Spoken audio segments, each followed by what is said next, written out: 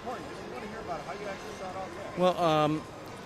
Well, my brother-in-law and I own two Corvairs, a Yenko 66, number 22, and we own a Rebody 65, number 134, and we've been it's been a long road to find you. You know that we've called numbers and had people give us advice on where to get in touch with her, and it's all come to dead ends, but ultimately we prevailed. Yeah, I think he found us on Yenko Enterprises with a Z. We have Yenko-Enterprises with a Z.com. And I told her who I was and what I do, and she goes, "Oh yeah, I've heard that before." I think I've more than heard that before. I think I've heard your music a lot of times. Oh yes, and I have stories to tell Lou that I actually did a little bit. And he's amazed. Like a lot of people don't know that he was a professional jazz pianist, and my dad. And his first big gig was when he was a teenager. He went to New York City, and he played with Duke Ellington's band. That's so awesome. I didn't know that. That's unbelievable. I mean, that's like the thrill of a lifetime. So young too, you know. Right, but also he had other gigs later on, and I know that he was pals with Stan Kenton and played with him as well, and flew him around for a while, and unfortunately had an untimely death in a plane crash, which I was glad my dad wasn't with him, but still, his whole band died, I think. So, but we were very lucky, but he really got into Stan Kenton. Yeah, Stan is the man. Yes. Well, actually, my brother-in-law Ron acquired them, and just because his sister and I were engaged, I have my own muscle cars, and he turned me on to the whole history of the Yenko cars, the Camaros, the Deuces, the Corvairs, and you know, we just naturally formed a partnership on those things. Yes. But anyway, I wanted to tell you about our car, and what the next thing we're going to do with the car is that it's going to be sold at Meekum's auction May 17th. Okay, so oh really? Happy birthday.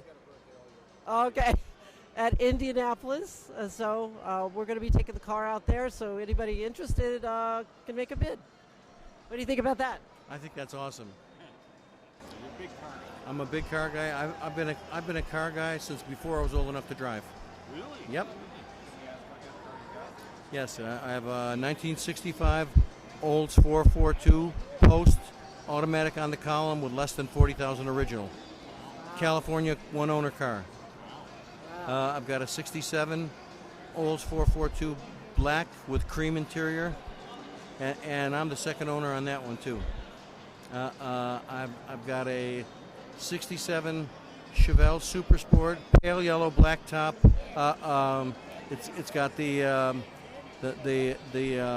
leather look interior. I think that's a GM executive car, I was told, and I bought that at Kissimmee about 13 years ago.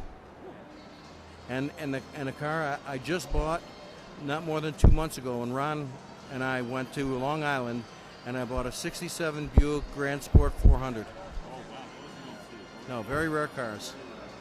You know, when I was 10 and 11 years old, I mean, there was 60 Chevys and 61 348s and stuff like that. I mean, it just filled my head and my imagination, and you know, as the GTOs and the Chevelles and stuff like that came into prominence, I just lost it, and I couldn't wait till I was 16. I'm hoping that as one generation passes it down to the next, that they appreciate the cars for what they are, and don't do anything stupid to them. You know, I'm hoping that I have 14-year-old twins.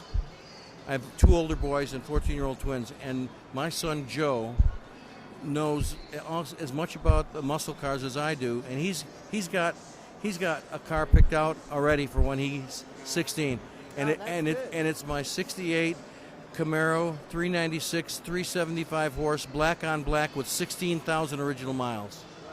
I want to tell you something about my son, and I want to tell him about it too. My son grew up in the city. He doesn't know how to drive a stick very well. He's learning, okay? He's a little afraid of it. He's afraid of the highway, okay? But he said initially he wanted me to get him a Mustang.